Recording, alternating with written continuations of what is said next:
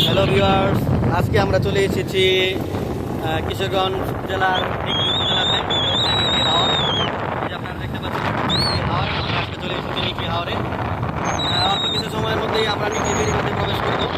সম্পূর্ণ ভিডিওটি আপনাদেরকে দেখাচ্ছি।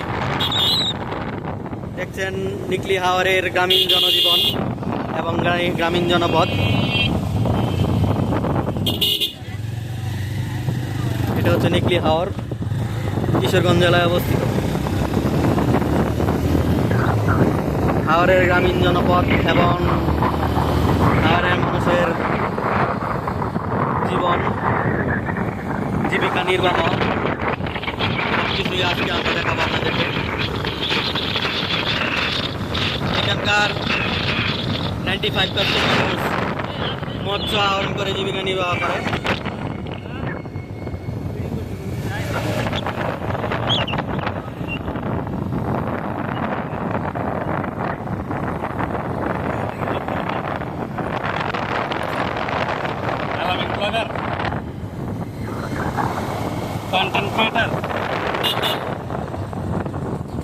অল্প কিছু সময়ের মধ্যেই আমরা ভিউয়ার্স নিকলি বেড়িবাঁধে প্রবেশ করব।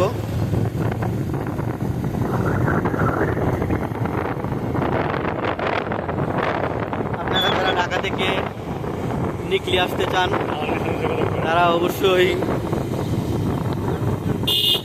ঢাকা সিলেট মহাসড়কে আসতে হবে। ঢাকা সিলেট মহাসড়কে এসে আপনারা ভৈরব বাজার দিয়ে আসতে পারবেন, অথবা নরসিংদী মনোহরদী উপজেলা হয়ে কটিয়াদি হয়ে তারপর আসতে পারবেন নিকলি হাওরে। তো এখনো ভালোভাবে পানি হয়নি। যখন আরো পানি হয় তখন পানিটা একদম কুলের উপরে চলে আসে,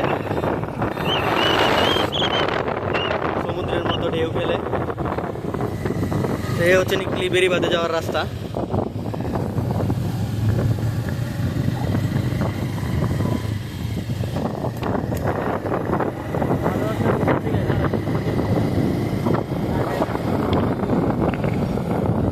কি খাবে?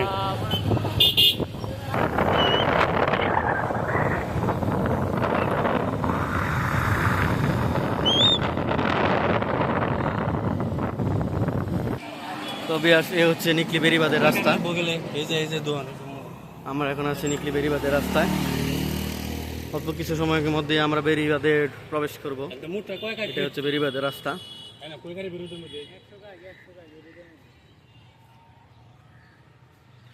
ভালো লাগছে, ভালো